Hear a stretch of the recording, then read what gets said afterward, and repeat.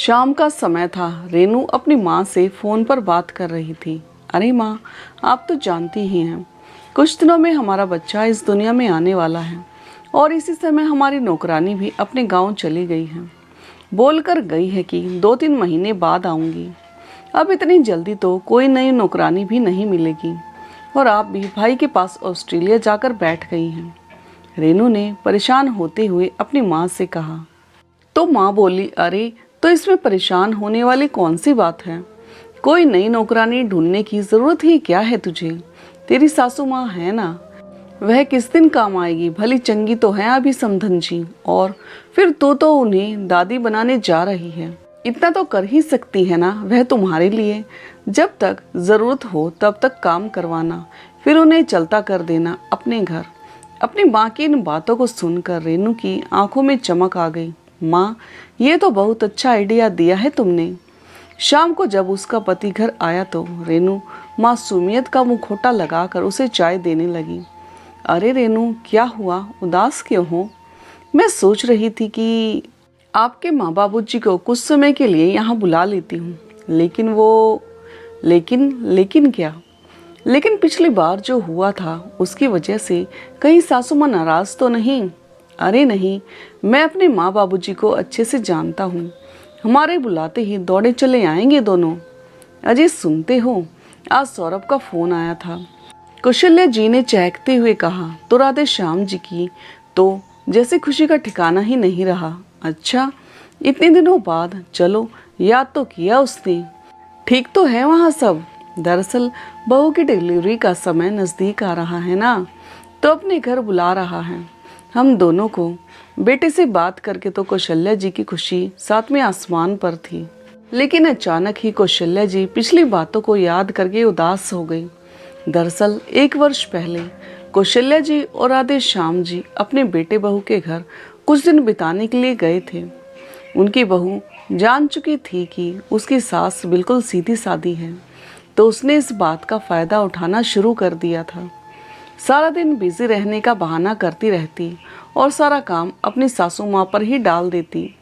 यह देखकर राधे श्याम जी को अच्छा नहीं लगता था, तो बहू से बोले, बहू, तुम्हारी सास की उम्र हो गई है, थक जाती है बेचारी, थोड़ा सा काम तुम भी करवा दिया करो। इतना कहने की देर थी कि बहू ने तो हंगामा खड़ा कर दिया और खूब खरी खोटी सुनाई। कौशल्या जी और राधे श्याम जी चुपचाप खड़े अपमान सहन करते रहे और सौरभ अपनी पत्नी के सामने कुछ बोल ही नहीं सका। कौशल्या जी और राधे श्याम जी अपने सम्मान की रक्षा करते हुए अपने घर वापस आ गए थे। कौशल्या जी पिछली यादों में गुम थी। इतने में राधे श्याम जी बोले, अरे कौशल्या, किन बातों में खो गई तुम भी, अभी तक सोच ही रही हो, जल्दी से सामान पैक करो। राधे श्याम जी ने अपनी पत्नी कौशल्या जी से कहा। तुम तो जानती ही हो, सौरभ की शादी को 5 साल हो गए हैं ना, और कितने सालों बाद अब जाकर हमारे बेटे के घर खुशी आई है। जी ठीक है, मैं ज़रा ज्योति को बोलकर आती हूँ कि हम कुछ समय के लिए अपने बेटे के घर जा रहे हैं। दरअसल राधे श्याम जी और कौशल्या जी ने अपने घर का एक हिस्सा किराए पर दिया हुआ था, जहाँ ज्योति और वैभव अपने प्यारे से बेटे बंटी के साथ रहते थे। वे दोनों घर पर ही टिफ़िन सर्विस का काम किया करते थे। पास में ही गर्ल्स हॉस्टल था, तो उनका धंधा भी अच्छा खासा चल रहा था। कुछ ही वर्षों में कौशल्या जी और ज्योति का एक दूसरे के साथ खास लगाव हो गया था। ज्योति के बेटे बंटी को तो उसकी सगी दादी से भी ज़्यादा प्यार करती थी कौशल्या जी। अरे ज्योति, कौशल्या जी ने आवाज़ लगाई। जी आंटी जी। ज्योति रसोई घर से बाहर आई। अरे ज्योति, एक खुशखबरी है, मैं जल्दी ही दादी बनने वाली हूँ। अरे वाह आंटी जी, यह तो बड़ी ही खुशी की बात है। कौशल्या जी की खुशी में शामिल होते हुए ज्योति बोली, हाँ ज्योति, हमारे बेटे ने पूरे 6 महीने की तैयारी करके आने को बोला है। अभी तो सारी पैकिंग पड़ी है, तुम अपने टिफ़िन का काम निपटा कर मेरी मदद करने आ जाना। कौशल्या जी बोली तो इतने में वैभव की आवाज़ आई, ज्योति, टिफ़िन का काम मैं संभाल लूँगा, तुम जाओ आंटी जी की मदद करवा दो। ज्योति ने कौशल्या जी की पैकिंग करने में मदद की और कौशल्या जी के साथ मिलकर उनकी बहू के लिए गोंद के लड्डू भी बनवा दिए। जाने से पहले रास्ते के लिए एक टिफ़िन भी पैक करके दे दिया। दोपहर की ट्रेन से दोनों अपने बेटे के घर जाने के लिए रवाना हो गए। उधर सौरभ उन्हें स्टेशन से कार में बैठाकर अपने घर ले आया। जैसे ही घर पहुंचे तो बहू से मिलकर कौशल्या जी और आधे श्याम जी ने सारे मनमुटाव भूलकर उन्हें ढेरों आशीर्वाद दिए। कौशल्या जी ने घर पहुंचते ही घर के सारे कामों की जिम्मेदारी अपने ऊपर ले ली थी। सारा घर जो काम वाली बाई की अनुपस्थिति में बिखरा हुआ पड़ा था, कौशल्या जी ने आते ही बड़ी कुशलता के साथ सुव्यवस्थित कर दिया था। रोजाना अपनी बहू को सुपाच्य और पौष्टिक खाना बनाकर खिलाया करती। बहू की बातों में तो जैसे मिश्री ही घुल गई थी। सारा दिन माजी माजी करके उनसे अपने सारे घर का काम करवा लेती थी। नियत समय पर रेनू ने बेटे को जन्म दिया। दादा दादी के तो जैसे पांव ही जमीन पर नहीं पड़ रहे थे। अजी, ये तो बिल्कुल आप पर गया है। कौशल्या जी पोते को देखते हुए बोली, मेरे पोते के नैन नक्श तो बिल्कुल आप जैसे हैं। इसने तो मुझे गीला कर दिया। राधे श्याम जी बच्चे को कौशल्या जी को देते हुए बोले। सभी लोग ठहाके लगाकर हंसने लगे। बच्चा होने के बाद कौशल्या जी ने बहू की खूब सेवा की। बच्चे का ख्याल रखना, रसोई घर का काम और बहू के लिए अलग से खाना पकाना। कौशल्या जी की उम्र हो चुकी थी, लेकिन फिर भी बहू को कोई तकलीफ न हो इसलिए यह सोचकर भी सेवा में हाजिर रहती। उनके घुटनों में भी दर्द रहता था। इसके बावजूद कौशल्या जी सारा काम बड़ी ही कुशलता के साथ कर लिया करती थी। राधे श्याम जी भी घर के काम में उनका हाथ बढ़ा देते थे। देखते ही देखते महीने बीत गए। बच्चे के लाड दुलार में कौशल्या जी और राधे श्याम जी का समय कैसे बीता पता ही न चला। धीरे धीरे बच्चे को भी अपने दादा दादी के हाथों की पहचान हो गई।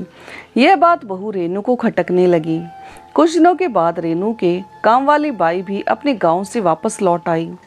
कौशल्या जी के मना करने पर भी उसने यह दलील देते हुए उसे काम पर बुला लिया कि माँ जी दिन भर काम करके और बच्चे को संभाल कर थक जाती हैं। एक दिन जब कौशल्या जी बच्चे को चम्मच से दूध पिला रही थी तो बच्चे ने थोड़ी सी खांसी करते हुए उल्टी कर दी। बस फिर क्या था, रेनू को तो जैसे बहाना मिल गया था अपनी सासू माँ पर कटाक्ष करने का। रेनू और सौरभ ने बच्चे की सारी जिम्मेदारी आया को दे दी, लेकिन कौशल्या जी का मुंह तो बच्चे में ही अटका हुआ था। इसलिए ममतावश कभी कभी बच्चे को उठा लिया करती थी। एक दिन जब दोनों बेटा बहू बाहर गए तो बच्चे को आया को देकर गए। बच्चा लगातार रोए जा रहा था। आया उसे चुप कराने की कोशिश कर रही थी, लेकिन बच्चे का रोना बंद नहीं हो रहा था। कौशल्या जी से बच्चे का रोना देखा ना गया और आया के हाथ से बच्चे को ले लिया और उसकी नाभि पर हींग लगाने लगी। बच्चा चुप हो गया और दादी का स्पर्श पाकर मुस्कुरा दिया। कुछ देर में जब बेटा बहू वापस आए तो आया ने ही उनके कान भर दिए। कहने लगी, मैडम जब मेरी ज़रूरत ही नहीं थी तो मुझे काम पर रखा ही क्यों? आपके सास ससुर तो बच्चे को छूने भी नहीं देते। मुझसे बच्चा झट से छीन लिया। अब मैं आपके घर का काम नहीं करूँगी। दोनों पति पत्नी कौशल्या जी पर ही बरस पड़े और आया को मनाने लगे। कौशल्या जी और राधे श्याम जी अपमान का घूंट पी कर रह गए। करते भी तो क्या करते, बच्चे के मुंह में बहू बेटे का घर भी तो छोड़कर नहीं जाना चाहते थे। कौशल्या जी कमरे में जाकर आंसू बहाने लगी। बहू तो पराए घर से आई थी, लेकिन बेटा तो अपना ही था। आज तो शर्म आती है मुझे उसे अपना बेटा कहते हुए। अब तो यह हाल हो गया था कि सारा दिन बैठकर बच्चे को आया संभालने लगी। बहू अपनी माँ के साथ फ़ोन पर बतियाती रहती और कौशल्या जी पर रसोई घर के सारे काम की जिम्मेदारी पड़ गई। यहाँ तक कि आया का खाना भी कौशल्या जी को बनाना पड़ता था और आधे श्याम जी अपनी पत्नी की यह हालत देखकर मन ही मन घुटते रहते। एक दिन बहू रेनू ने सासू माँ से कहा, मम्मी जी मेरी कुछ सहेलियाँ घर पर आ रही हैं तो उनके लिए कुछ स्नैक्स वगैरह बना दीजिए और चाय कॉफ़ी भी बना देना। शाम को जब बहू की सहेलियाँ घर पर आई तो पूरे आदर सम्मान के साथ कौशल्या जी ने उन्हें बिठाया, उनका आवभगत किया, अपने हाथों के बने लजीज स्नैक्स बनाकर खिलाए, उनकी खूब आवभगत की और रसोई घर में जाकर बर्तन साफ करने लगी। लेकिन अचानक उन्होंने जो सुना उन्हें अपने कानों पर यकीन ही नहीं हुआ। बहू की सहेलियां उसे कह रही थी, रेनू तुझे काम वाली बाई तो बहुत ही अच्छी मिली हुई है, इतना लजीज खाना बनाती है, कितनी पगार लेती है, हमारे लिए भी ऐसी काम वाली बाई ढूंढ दो। ऐसा सुनकर रेनू हंस पड़ी। लेकिन उसे इतना भी ना कहा गया कि यह नौकरानी नहीं बल्कि उसकी सासू माँ है। थोड़ी देर बाद कौशल्या जी अपने हाथ धोकर अंदर आई और सबके साथ बैठ गई। बहू की सहेलियां कुछ सकपका गई तो कौशल्या जी बोली, आप लोगों को जानकारी के लिए बता दूं कि मैं कोई नौकरानी नहीं बल्कि आपकी सहेली की सासू माँ हूँ। आपकी सहेली ने आपको नहीं बताया तो सोचा मैं ही बता दूं। सारी सहेलियां चौंक गई और हैरानी से रेनू की तरफ देखने लगी। कौशल्या जी बोली, बहू, माना कि घर में नौकरानी रखना तुम्हारे लिए स्टेटस सिंबल है, लेकिन अपने ही सास को नौकरानी करार दे देना कहाँ का स्टेटस है। बहू की बोही तन गई। उस समय तो वह चुप रही, लेकिन अपनी सहेलियों के जाने के बाद उसने घर में हंगामा खड़ा कर दिया। माँ पिताजी के लिए हैरानी की बात तो यह थी कि उनका अपना बेटा भी उनका पक्ष नहीं समझ पाया। माँ, इतनी छोटी सी बात पर बतंगड़ बनाने की क्या जरूरत थी आपको? सौरभ बोला तो राधे श्याम जी, जो आज तक अपने बच्चों के मोहवश अपना मुंह बंद किए बैठे थे, आज अपना धीरज खो बैठे। छोटी सी बात, तुम्हारी माँ को यहाँ नौकरानी की संज्ञा दे दी गई और तुम्हें ये छोटी सी बात लग रही है। माफ़ करना बेटा, आज तक हम सब कुछ चुपचाप सहन करते रहे, पर आज पानी सर से ऊपर चला गया है। अब यदि हम दोनों इस घर में एक पल के लिए भी रुकेंगे तो यह मेरी पत्नी का अपमान होगा। कहते हुए राधे श्याम जी अपनी पत्नी के साथ सामान पैक करवाने लगे। ये सोचकर कि कहीं बच्चे का मुंह उन्हें रोक न ले, उसे दूर से ही देखकर निकल गए। जिस बहू की उन्होंने इतने महीने सेवा की थी, उसी बहू ने उन्हें बेइज्जती का इनाम देकर उन्हें घर से रवाना कर दिया और उनके अपने बेटे ने उन्हें रोका तक नहीं। राधे श्याम जी और कौशल्या जी पहली ट्रेन पकड़कर घर वापस लौट आए। रह रहकर एक ही प्रश्न दोनों को परेशान कर रहा था। किस उम्र के इस पड़ाव में जब बच्चों की सबसे ज्यादा आवश्यकता होती है, वे कैसे गुजारा करेंगे? महीने के किराए के अतिरिक्त और कोई कमाई का साधन भी तो न था उनके पास, और सारी जमा पूंजी उन्होंने अपने बेटे की पढ़ाई पर और उसे सेटल करने में खर्च कर दी थी। राधे श्याम जी को तो दिल ही दिल में यह बातें कचोट रही थी। घर पहुंचते ही जैसे ही घंटी बजाई, ज्योति और वैभव के बाहर आने से पहले ही बंटी बाहर आ गया। अरे दादा दादी आ गए, आप कहाँ गए थे हमें छोड़कर? ज्योति ने दरवाज़ा खोला तो उन दोनों ने बंटी को अपने आलिंगन में ले लिया। उधर ज्योति के चेहरे पर उन्हें देखकर खुशी और हैरानी मिश्रित भाव थे। वह समझ नहीं पा रही थी कि अंकल आंटी तो 6 महीने का कहकर गए थे, फिर इतनी जल्दी वापस कैसे आ गए, वह भी सारा सामान वापस लेकर। लेकिन जल्दी ही उनके चेहरे के भाव देखकर वे दोनों सारा माजरा समझ गए। फ्रेश हो जाइए, मैं आपके लिए चाय नाश्ता बनाकर ले आती हूँ, ज्योति ने कहा तो कौशल्या जी की आंखें नम हो गई। जैसे ही अपने कमरे का दरवाजा खोला तो कौशल्या जी को अपना आशियाना पाकर संतोष हुआ, लेकिन उधर राधे श्याम जी के दिमाग में रह रहकर वही बातें गूंज रही थीं। जैसे ही अपने कमरे में कदम रखने लगे, उन्हें अचानक दिल में दर्द शुरू हुआ। इससे पहले कौशल्या जी उन्हें संभालती, अफरा तफरी में वे निढाल होकर जमीन पर गिर चुके थे।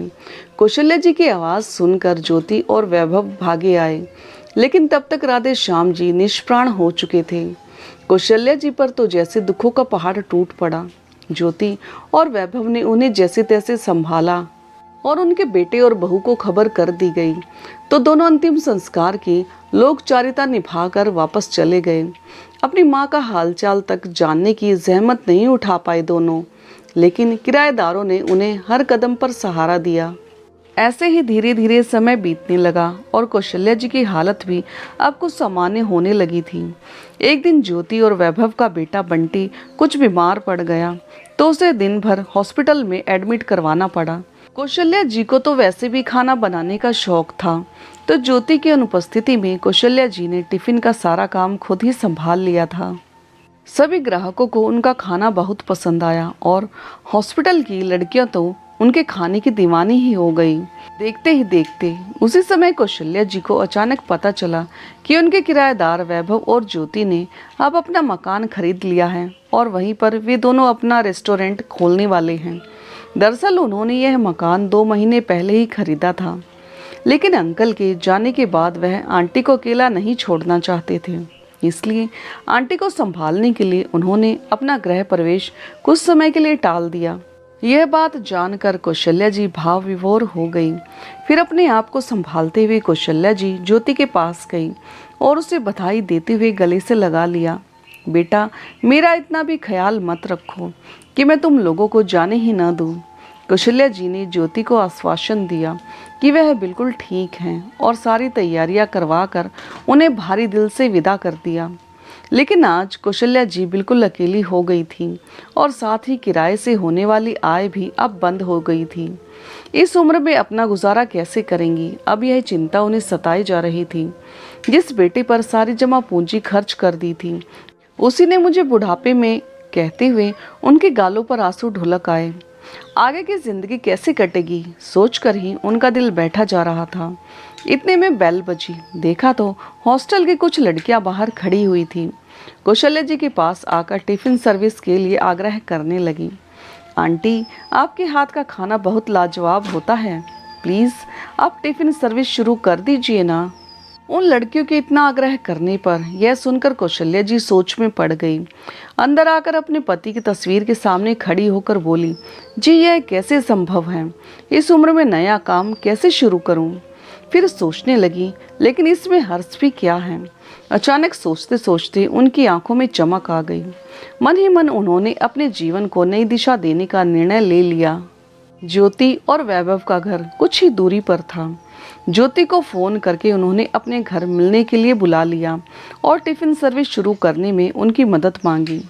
2 ही दिन में ज्योति की मदद से कौशल्या जी ने अपना काम शुरू कर लिया और अपनी मदद करने के लिए 2 लड़कियां भी उन्होंने काम पर रख ली, जो सारा दिन भागदौड़ का काम संभालती रहती थीं। कुछ ही दिनों में उन्हें अच्छी कमाई भी होने लगी थी। कुछ हॉस्टल की लड़कियों को कौशल्या जी से इतना लगाव हो गया कि वह उनके घर पर ही किराए पर रहने लगी। अब कौशल्या जी का अकेलापन बिल्कुल दूर हो गया था। एक दिन कुछ लड़कियों ने कौशल्या जी के खाने की तारीफ करते हुए उनकी वीडियो बनाकर सोशल मीडिया पर डाल दी। बस फिर क्या था, देखते ही देखते वीडियो तो जैसे आग की तरह फैल गई और कौशल्या जी के बने खाने की चर्चा दूर दूर तक होने लगी। अब तो उनका काम और भी बढ़ गया था। उधर उनकी बहू ने जब वीडियो देखी तो उसकी हालत ऐसी हो गई जैसे काटो तो खून नहीं। तुरंत अपने पति सौरभ को दिखाते हुए बोली, देखो तुम्हारी माँ के खाने की चर्चा पूरे देश में हो रही है, कितना कमाती होंगी।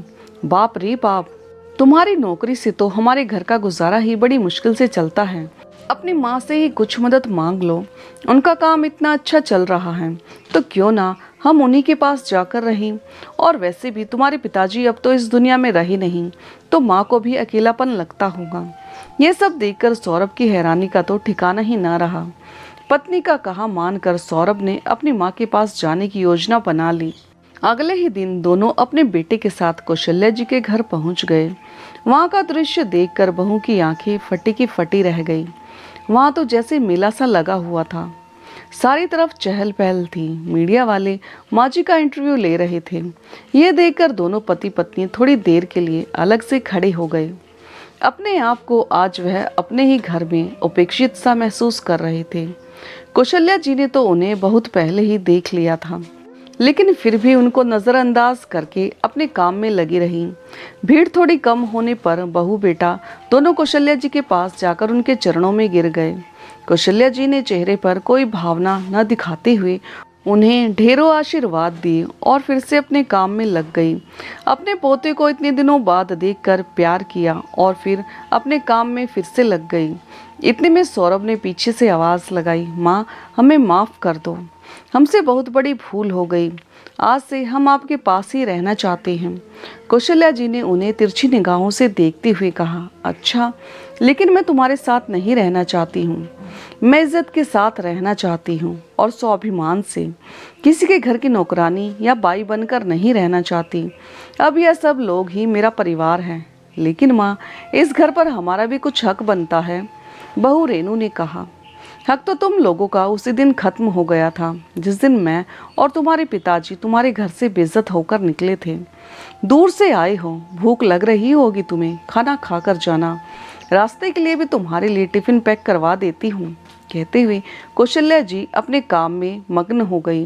आज उनके चेहरे पर संतुष्टि के भाव और गर्व भरी मुस्कान थी। तो दोस्तों, आपको ये भावुक और प्रेरणादायक कहानी कैसी लगी और कहानी का कौन सा हिस्सा आपके दिल को छू गया, कमेंट करके ज़रूर बताएं। और हाँ, यदि चैनल पर नए हो तो चैनल को लाइक, सब्सक्राइब और शेयर करना ना भूलें। तो मिलते हैं एक नई कहानी के साथ, तब तक के लिए धन्यवाद।